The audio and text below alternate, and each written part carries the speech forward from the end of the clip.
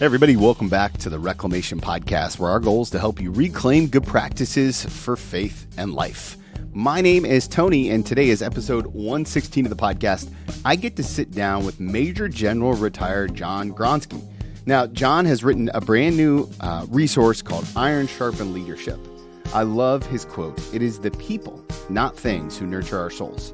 In our conversation today, we talk about character, we talk about competence, we talk about resilience and all the things. I love his approach, and he's such a good voice for this season of leadership that I'm in, and I know that you're probably in as well. So, hey, do me a favor. Go ahead and hit that subscribe button wherever you're listening to podcasts. Leave a rating or review on iTunes. We're trying to get to 100 by the end of the year.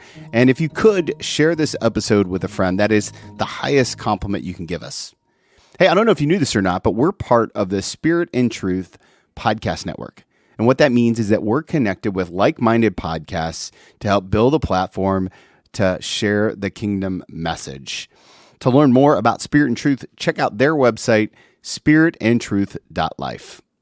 Well, guys, without any further ado, here's my conversation with Major General retired John Gronski. Hey, everybody. Welcome back to the podcast. I'm excited today to have author, speaker, and leadership guru, Major General John Gronski. Sir, thank you so much for being on the podcast. Tony, I'm really happy that you've invited me on, and I'm looking forward to our conversation today. Well, full disclosure for all the listeners, when I got out of the reserves, I was an E6. And so I don't think I'm going to be able to make it through this conversation without calling you sir the entire time. I hope that's okay with you. I'll do my best to try to work in and out of it, but it's just such a habit. You see those stars and you just got to carry on. You know what I mean? Yeah. You know, Tony, I prefer John, but you do whatever you're comfortable with. Well, one of the things I love about your ministry is that you are really passionate, not just about leadership, but about people. And there's a quote on your website that I want to start with. And it says that it is the people, not things, who nurture our souls. I was wondering if you could just kind of help us understand how you came to that idea. Yeah. I guess I came to that idea quite naturally because, you know, I don't think we should chase after material things. I think we should chase after relationships, building relationships with people. And, you know, I came across something a few months ago that I thought was interesting.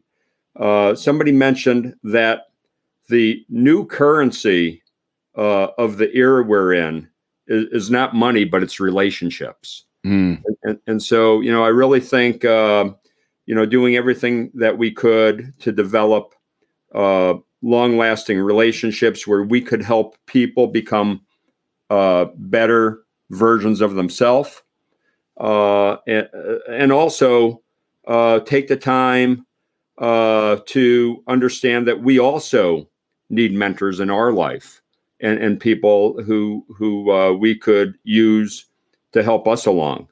And so that's what I really mean by, you know, it's people that nurture our souls rather than material things.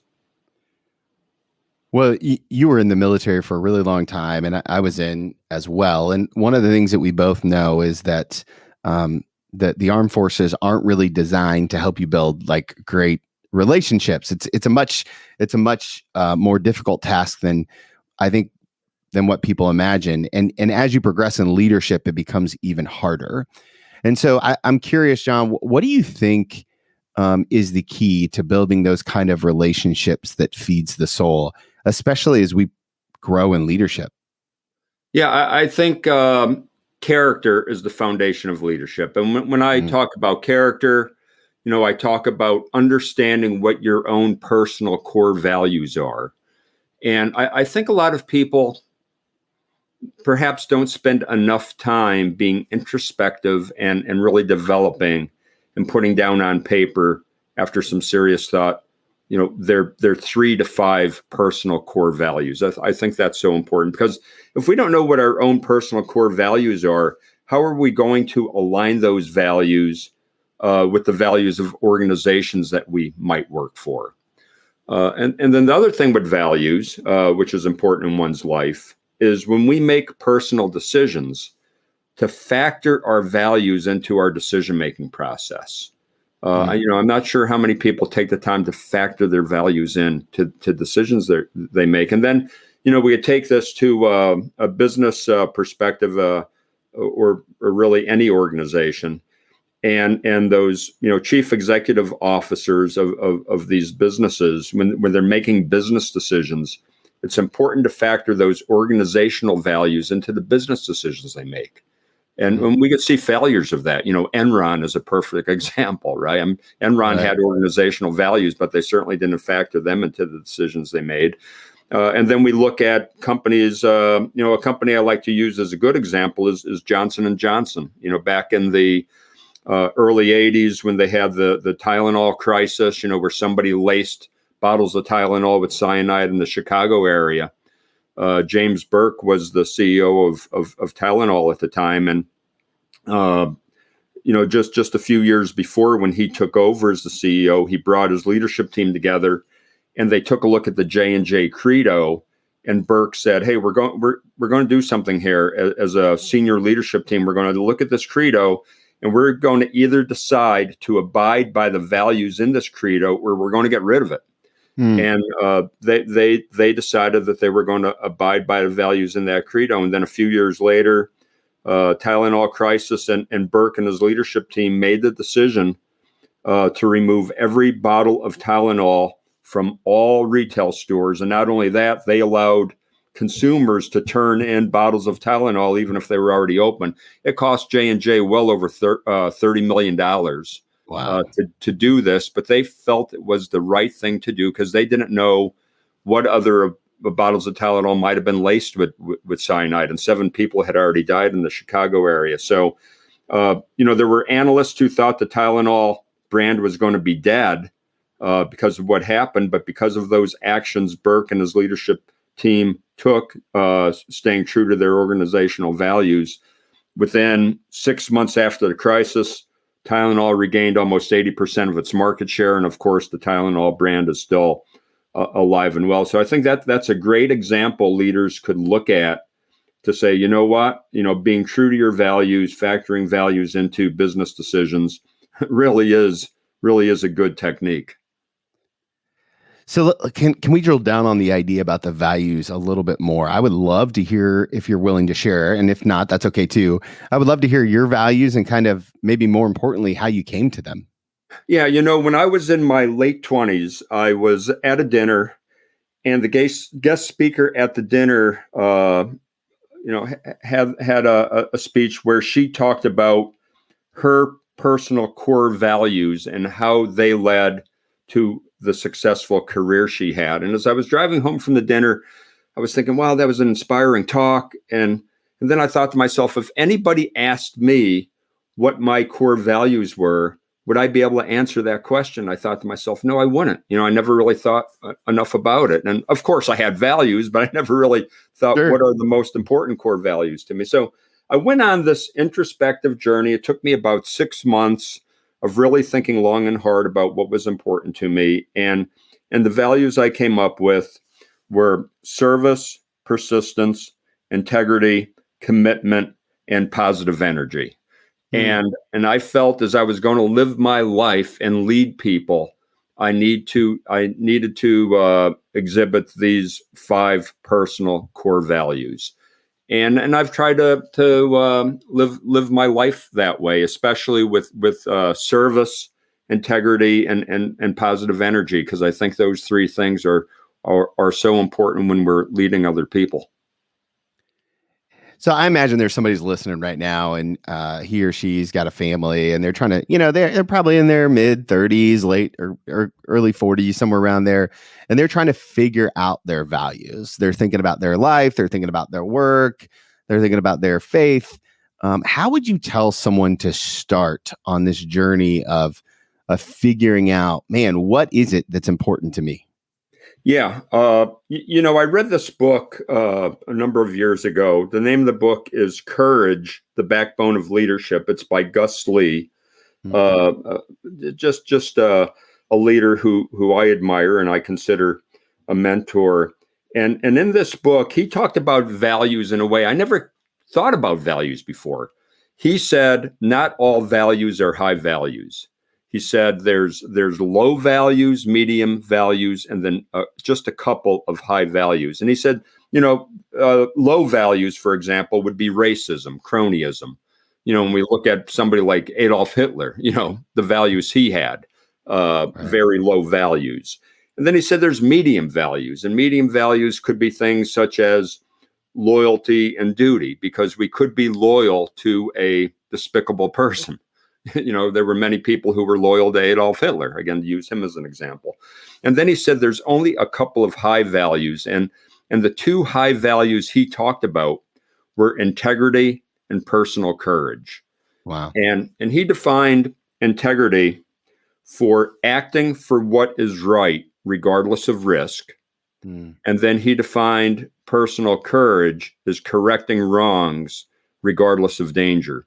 And I think, I know a lot of people who listen to your program are Christians. And I think if we think of the way Jesus lived his life, and as we try to emulate his way of living, it's really all about integrity and it's about courage. And then the other thing I think that separates Christianity from all other religions is really the whole concept of forgiveness. Yeah. There's not a lot of other religions that talk about forgiveness as Christianity does. And, when Jesus was on the cross, he forgave those who crucified him. So, I think, as we, so you asked me, how does one go through this journey of deciding what their values are? I think to read things like Gus Lee's book, to read the Bible, to think about, just what is important in your life. And everybody's going to have, their values are going to be, perhaps a little bit different. But really it's about what is important to you in your life, and then make that decision. Even in tough times, you've got to adhere to those values, because it's easy to adhere to your values when things are going well, but it's when things are going tough, that's when you've also got to adhere to your core values. Do you have a process in place when you've got to make like this big decision, like a life-changing decision? Do you have a set kind of process where you throw the values in, or is it so baked into your personality now, or how do we live in that tension? Yeah, after spending 40 years in the Army, I was trained on the military decision-making process, which is really, doing an analysis of the mission. And then at that point in time, I like to factor values in, and then coming up with various courses of action. What are the options you have in terms of making this decision? And usually there's 2 or 3 viable options that one has. And then you compare options, understanding what the risk of each option is, and then ultimately making a decision. But again, making a decision with those core values as the foundation of the choice you make in terms of options, and then moving forward, and then being prepared to pivot a bit if you need to. As perhaps more information is gained, that you didn't have before when you initially made the decision.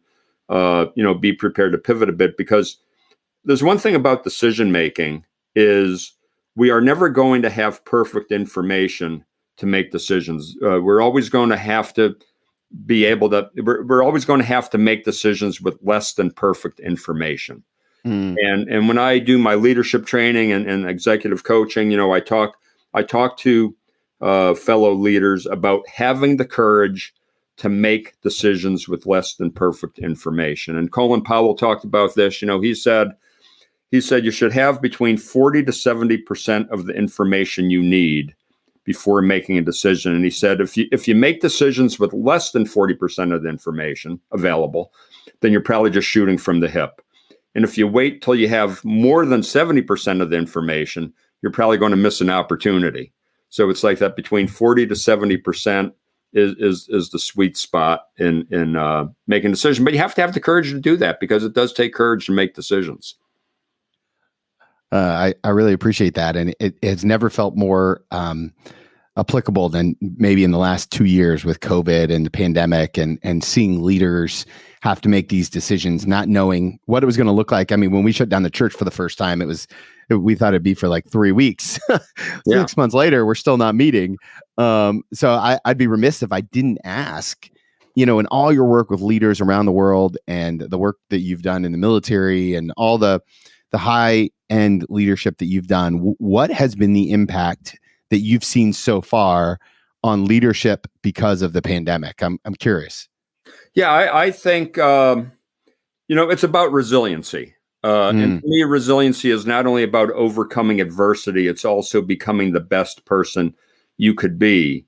And resiliency doesn't happen by itself. People have to train to become more resilient. And when I talk about resiliency, I talk about fitness. And yes, I think physical fitness is important to being a resilient person. But I also think there's other elements of fitness. There's emotional fitness, there's mental fitness, and then there's spiritual fitness. And so you've got to work at these things. And I think the leaders who came out of the pandemic the best were leaders who had worked at becoming resilient people before the pandemic even started. And so there's other elements to this. It's about moving out of your comfort zone, making yourself uncomfortable, even if you don't have to be uncomfortable, in order to harden yourself a bit.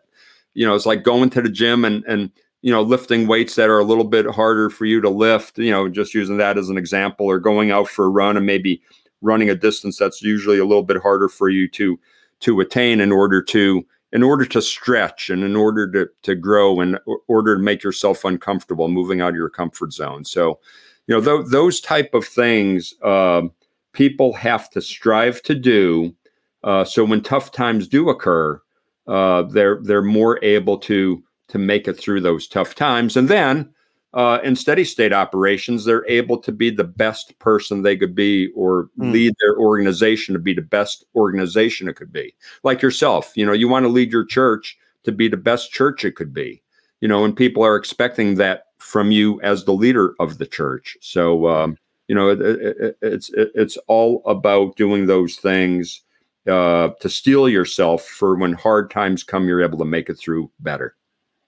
Yeah, it sounds a lot like I was in the room when Donald Rumsfeld in 04, 05, I think it was probably 04, when he said, you go to war with the army you have, not the army you wish you had. Right. Yeah. And it feels like what you're talking about is that same idea, right? You go into pandemics with the resiliency you have, not the one that you wish you have for the pandemic. So it starts today, right? That's kind of what you're saying. That's exactly right. And if you want to be able to make it through those tough times and also achieve everything you could achieve, you got to work at that. It's not going to happen by itself. So one of the things we say around here a lot is that if you're not dedicated to your disciplines, you'll be destroyed by your distractions. And so in 40 years in the military and leading at an elite level, and now what you're doing with your consulting and this new resource out, Iron Sharpened Leadership, what are some of your daily disciplines? Because, you're putting out blogs, you're on podcasts all the time, you're putting out a lot of content right now. How do you keep yourself fit? Yeah, no, that's a great question. Some basic things. I do like to get up about 5:30 every morning, and in order to get up at 5:30, I've got to go to bed at a reasonable time. Not just stay up watching mindless television or something. And I also am disciplined about reading. I read a lot every day. In the morning I do a reading from the Bible with my wife, and then I'm always reading something. And lately I've been reading a number of books about Abraham Lincoln, who I consider to be just a remarkable leader, and I think we could all do well to try to emulate some of his leadership traits that he had. So, and then I'm also disciplined about fitness. I'm 65 years old now, but I could still hold my own with people much younger than I am, and so I work at that. And then think about the things, the spiritual fitness. Getting into the Bible as I do. the mental fitness, the reading that I do. The emotional fitness part is I'm a proponent of emotional intelligence and understanding that one has to work on self-awareness and self-control before they could begin to be empathetic to other people and then develop productive relationships with other people. So I work on those things, and then the physical elements. So really, I try to work on those elements of fitness that I've talked about, and you have to be disciplined to do that, because it's easy to get into a rut or get away from it. So you just have to have, and I think spending 40 years in the Army has helped me develop that discipline, but you don't need to have served in the military to be a disciplined person. It's all about working at it. And you asked me a great question. Now, how could people work at it that perhaps aren't so disciplined? I think the way to work at that is by starting small, doing small things in a disciplined manner, forming those habits, and you've got to be consistent as you develop habits, and then work on some bigger things. So if you could just get in the habit of, you set yourself a time when you want to wake up in the morning, and then be disciplined about waking up in the morning. And then once you achieve that, then move on to something else. So I think it's starting small and working toward bigger things. So after waking up so early for so many years, are you no longer need an alarm clock kind of guy? Exactly. Yeah. The only time I set an alarm clock is when I know I have to get up specifically for something and I just don't want to blow it. But generally, I wake up around 5:30 every morning. I find that like now sleeping in is like 6:15, and I'm like, whoo, made it to 6:15. Let's go. Exactly. Yeah. I love what you had to say about emotional intelligence. And one of the things is you kind of in your book, you do a really great job of being very practical about lots of different leadership traits. And there are so many different chapters. There's 39 different chapters of things to choose from. But one of the things I wanted to ask about was the empathetic leader, because there's not a lot of books out there that highlight that. Why do you think that skill set is so important for leadership? Yeah, it builds trust. I mean, trust is the oil that allows an organization to operate smoothly, and by having the ability to understand what other people are feeling is extremely important. And that's not being sympathetic, it's being empathetic. Right. And as I alluded to, self-awareness is the first element of emotional intelligence. And once you could understand how you're feeling and then control those emotions, it's only then that you could start to understand how other people feel. So I think it's impossible to understand how other people are feeling if you haven't taken the time to develop the skill to understand how you're feeling. You have to understand your own feelings first. And then once you demonstrate that empathy to other people, you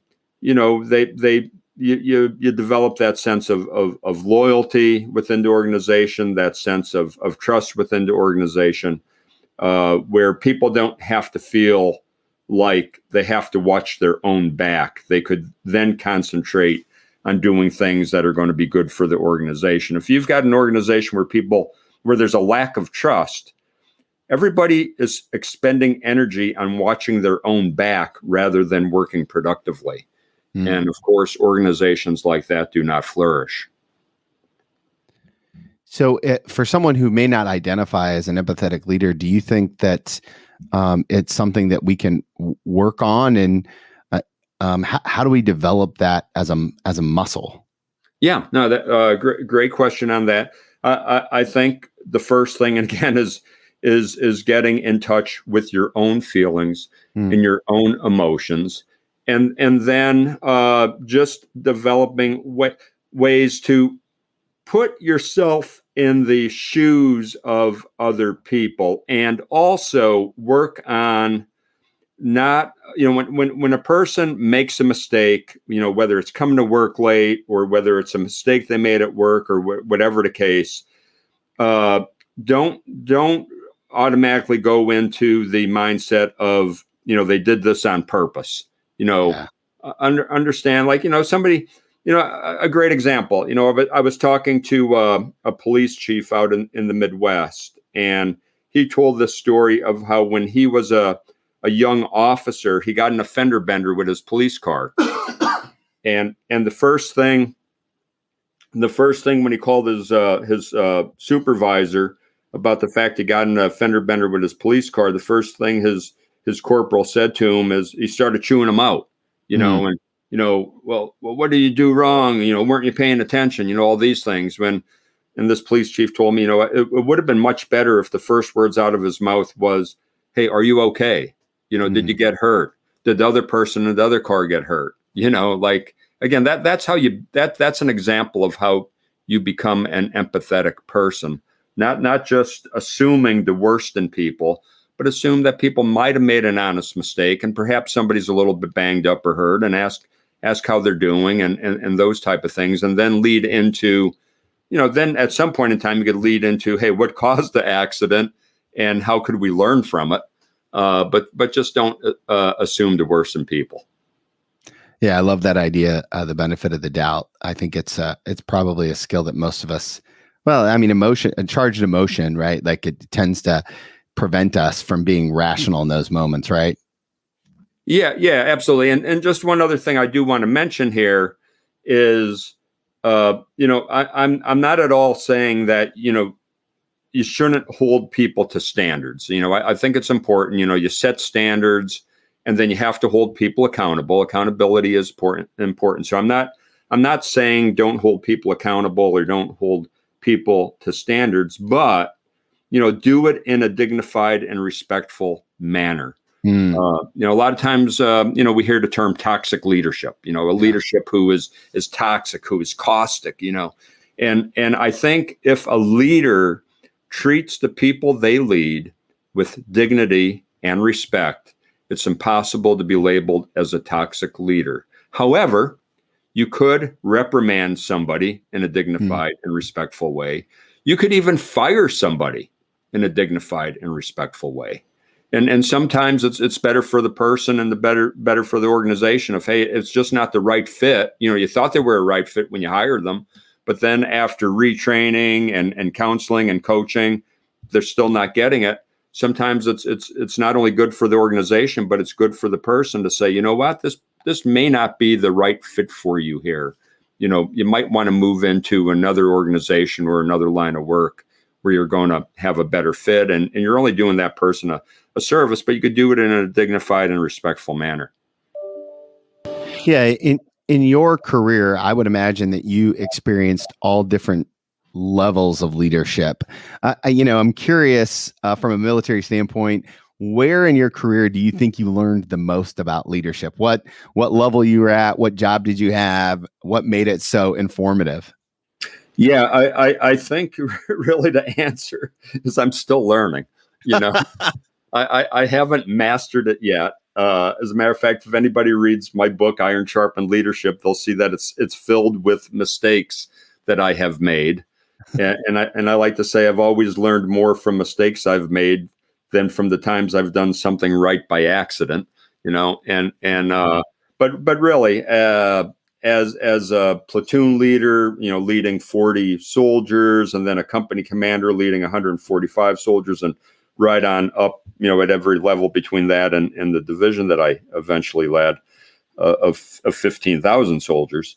I learned lessons along the way. One thing kind of sticks with me, though, based on your question. I remember reading something early in my career that an organization takes on the personality of a leader. And I read that before I commanded this company of 140 soldiers. And then when I took command of this 140 soldier unit, I was thinking to myself, how could the organization take on the leader's personality? How could these 140 soldiers take on my personality? How could that happen? I kind of doubted it.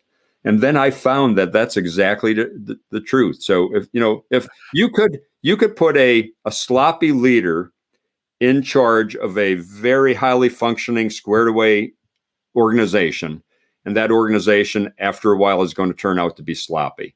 Or you could put a very effective leader in charge of a sloppy organization, and over a period of time, that organization is going to turn out to be an effective, well-functioning organization. So, if you're a detail-oriented person, the organization is going to be detail-oriented. If you're a leader who believes in customer service, the employees that work for you are going to embrace the sense of customer service. So it really is true. I've found over 40 years of leading that organizations do take on the personality of their leaders.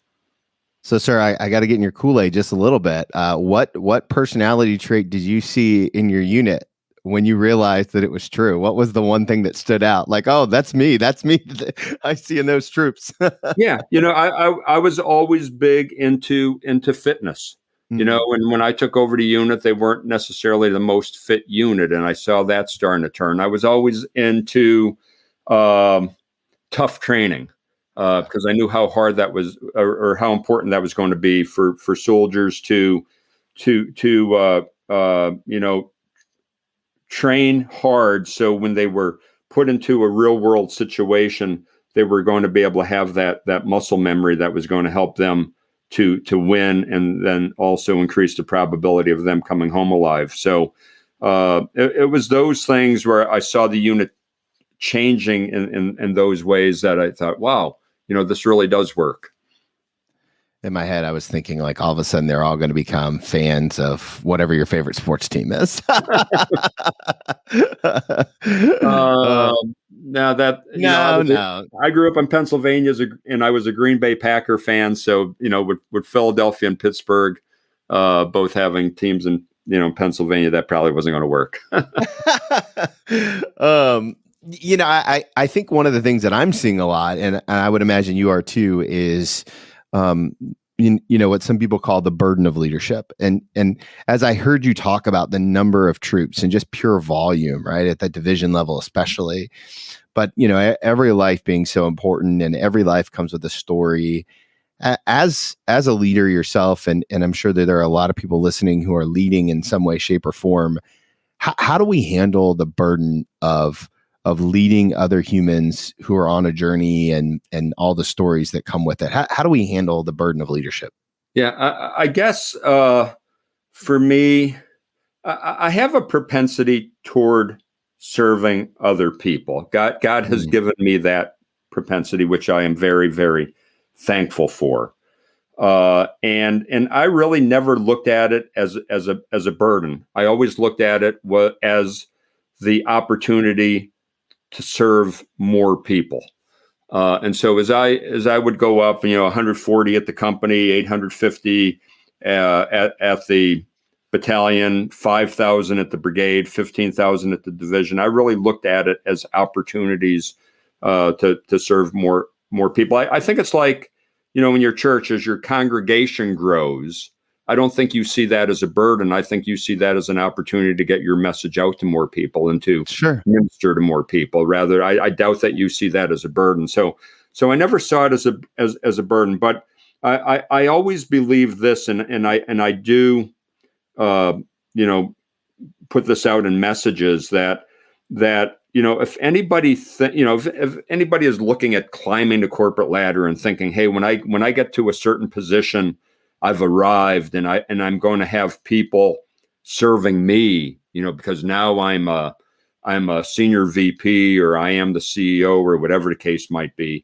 That is completely the wrong answer. You have to look at it as an opportunity for you to serve others, rather than an opportunity for people to serve you as you go up through an organization. And I think those leaders that are thinking life is going to get easier, or they're going to have more people serving them, are the ones who eventually hit a ceiling and end up failing.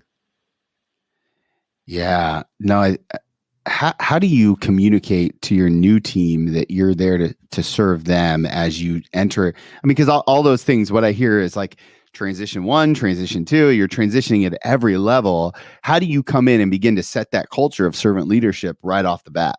Yeah.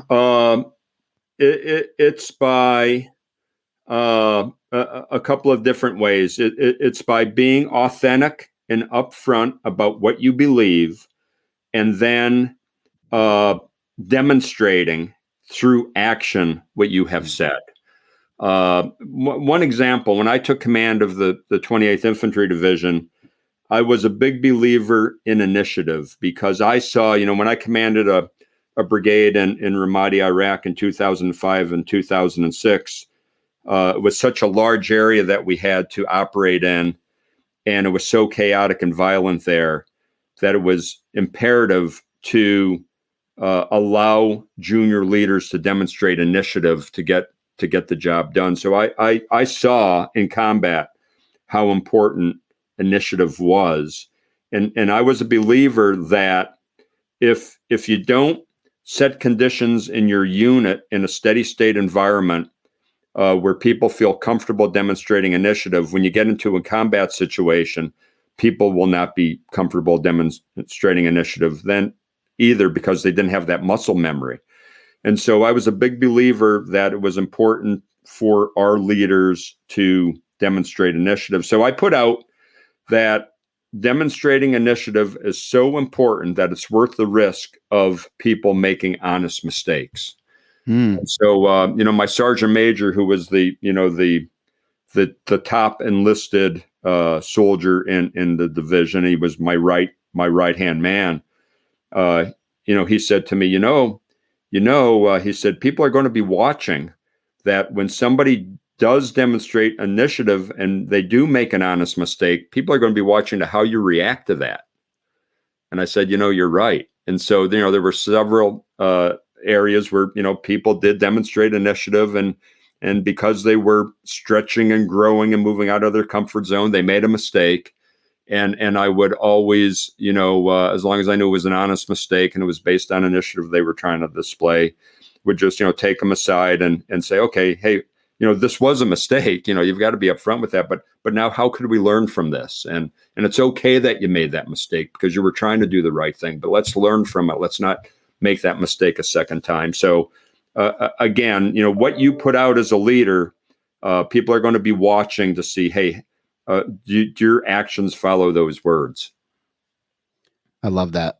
And I think that you've kind of lived that well. And as I look at your scope of work and the military, and then I was wondering, could you kind of tell everybody a little bit about, Leader Grove and some of the things you're doing? Of course, Iron Sharpened Leadership is an incredible resource that I strongly encourage people pick up, but also some of the work that you're doing is very relational. I was wondering if you might share a little about the vision that you have with growing leaders. Yeah, absolutely. I mean, my leadership philosophy is based on character, competence, and resilience. And I've been doing a lot of speaking to large corporate organizations, and those are the things I talk about. I'm happy to say I'm now doing some leadership training for some law enforcement agencies, which I'm thrilled about doing, because I do think law enforcement agencies needs to have that leadership training inculcated into their organizations, rather than promoting somebody from a deputy to a corporal and from a corporal to a sergeant to lieutenant without getting the requisite leadership training that should go with those levels. I think is detrimental to any organization, especially a law enforcement organization. And then I'm doing executive coaching. I've done executive coaching for folks over at NATO, for example, and doing some executive coaching, for people, in our country at various businesses and corporations. So, I find that very rewarding. I'm actually also still working with the United States Army as a senior mentor for some of the exercises that our Army does. So again, it's just an opportunity for me to give back a little bit, the lessons I've learned over the last 40 years of not only leading military units, but since a lot of my time was also spent in the National Guard, I had a full-time civilian career as a management consultant and worked with many Fortune 500 companies in that vein. So just an opportunity for me to reflect on the lessons I've learned over a 40-year career of leading in some very, very trying circumstances and help people learn from the lessons that I've learned. And you've been kind of processing these kind of lessons for a long time. Your first book, I'd be remiss if I didn't bring it up because it's such an interesting idea, right?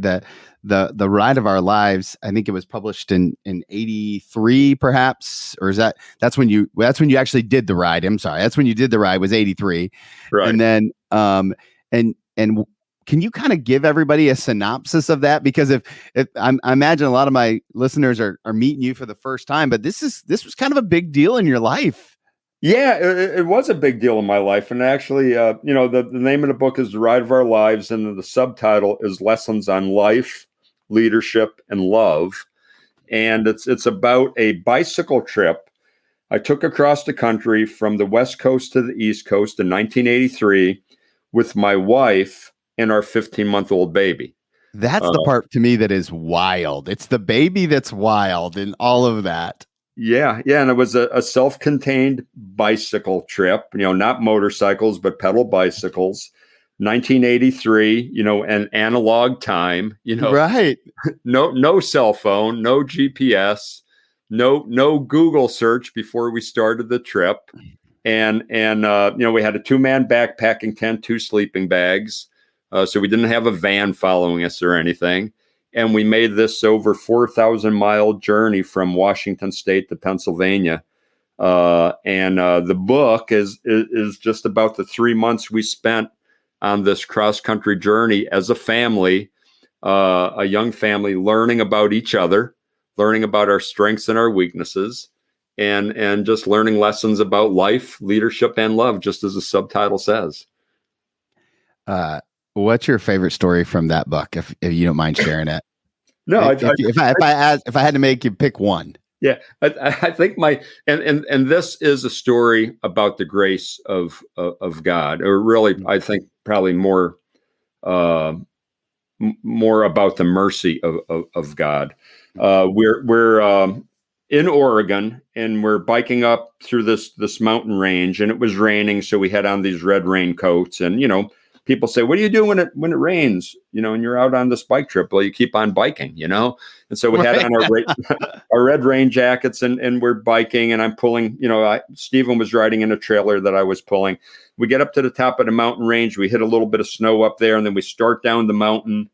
And as we're going down the mountain, the rain is starting to subside, and we finally get down into this valley. We just get down to the bottom of this mountain into a valley, and the sun is starting to break through the clouds, and there's steam coming up off the road. And Bertie and I stop for a moment just to kind of take a drink of water from our water bottles, have a little bit of a snack. And as we're just on this road, we haven't seen a car probably for about the last 30 minutes or so. But as we're about, just coming down that mountain, there's a truck coming in, a pickup truck coming in the opposite direction, and the guy is yelling at us, "Hey, stop!" And so I keep on going with my bike because I had a trailer behind it, but my wife Bertie stops, and then she comes down alongside of me. I said, "What did the guy say?" And she said, "He told me to be careful. There's a puddle in the middle of the road." I said, "A puddle?" Like, okay. And so we're stopped there eating our snack, and we're looking down the road through the steam coming off the road, and we see this image coming toward us. And we're looking and looking, trying to make out what is this image. And then we both realize it's a bull, a bull bull. Oh, no. It must have got out of a farmer's field. And again, we hadn't seen a car, except for that pickup truck. And we're thinking, what the heck are we going to do? When we have these red rain jackets on. And then I saw him stop and he starts pawing at the road and steam's coming out of his nose. Oh, no. And I thought that only happened in cartoons. So anyway, we're thinking, maybe we should start trying to bike back up this mountain, but, I don't know how effective that's going to be. And then out of nowhere, this car comes down the road, and a big old car, and the car stops, and the guy rolls down his window. He seemed like he was dressed in coveralls, a flannel shirt. And he said, "Looks like you guys got yourselves in a pinch here." We said, "Yeah, we do." And he goes, "This is what we're going to do." He goes, "I'm going to keep your bikes to the left of my car. I'm going to ride interference for you. I'm going to try to keep the bull to the right of my car." And he goes, "We're going to go down this road." He goes, "Don't stop pedaling until we get about another quarter mile, half mile down the road." So he started his car moving about 10 miles an hour. We're biking to his left. He keeps the bull to the right. And we get past that bull. We go down about another half mile before we stop. And I wanted to drag that man out of the car and give him a big hug. But I don't think he wanted me to do that because we were pretty sweaty. And I really think it was God's mercy that sent this farmer to us to protect us at that very time. Because like I said, very few cars on the road. And for him to come at that exact moment had to be, God shining his grace and mercy on us to get us out of that fix. And that was probably the closest call we had on the entire trip. But I hate to think what would have happened if that bull caught up with us. Well, and to have enough wisdom to figure out how to navigate that, I don't know that I would have come up with that solution. And I tend to be more aggressive in those kind of moments. Like I would have tried to take my car and maybe run the bull off the road or something. And it probably wouldn't have been as helpful as, "Hey, I'm just going to ride, you ride next to me." And that just seems like, oh, that makes perfect sense. That's the right way to handle it. But praise God that somebody who was driving along knew exactly what to do. Honestly. So I think about that a lot, actually. That's awesome. Yeah. I know my listeners are going to want to connect with you and what you're doing with all the leadership stuff. Where is the best place to find you and all the work you're doing on the interwebs? Yeah, I'd say go to my website. It's a very simple website. My name is John, John. So my website is john@johngronski.com. Yeah. So that's JOHN@JOHNGRONSKI.com.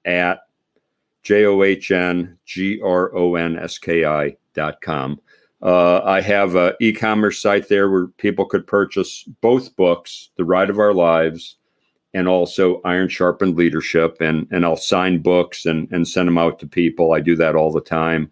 And again, my email address is john@johngronski.com. Website, as I mentioned, is johngronski.com. So people could connect with me, email, always happy. If anybody has a question, I'm always happy just to give an answer back. That's awesome. I love that and really love your time and generosity. Last question. We always love to ask people, and it is an advice question, but it's one particular piece of advice, and I get to take you to a specific time in your life. And so, sir, I'm going to ask you to go back and talk to young platoon leader, first lieutenant, second lieutenant, your kind of your first platoon where you're in command. If you could go back and talk to that young man and give him one piece of advice, what would it be? That is an easy one for me because I do talk to a lot of cadets, ROTC cadets and that sort of thing. And I tell them the most important thing, and I know I mentioned this at the beginning, I don't want to sound like a broken record, but really to be true to your values, really understand what your values are and then be true to those. Because I really think character is the foundation of leadership. So to be true to your values, to have that integrity is really key to being a leader. And if you don't do anything else, if you could adhere to that rule of understanding how important values are and adhering to those values, I think that's essential for any leader at any age to understand. Praise God. I love it. John, thank you so much for your time and generosity today, for what you're doing for leaders all over the world and for your service to our country. We're so thankful. Yeah, hey, I appreciate your ministry. Thanks for what you're doing, leading your church, and get this podcast out there and helping other people become better versions of themselves. It's phenomenal. So thank you. I love that conversation with John. I especially appreciated the talk about the values, right? The high values, the medium values, the low values, right? And how we can train resilience. So many good nuggets in there. Do me a favor, follow John up on the socials. Let him know that you heard him on the Reclamation Podcast. Also, don't forget to hit that subscribe button, leave a rating and review on iTunes, and share this episode with a friend. I'm so thankful for the opportunity to continue to do what I love and to share this with you every single week. Next week, we've got a brand new episode coming out with Rob Ulmer. We talk about transition. We talk about scripture. It's a life-giving, spirit-filled conversation. So thank you guys so much. And remember, if you want to follow Jesus, you must be willing to move.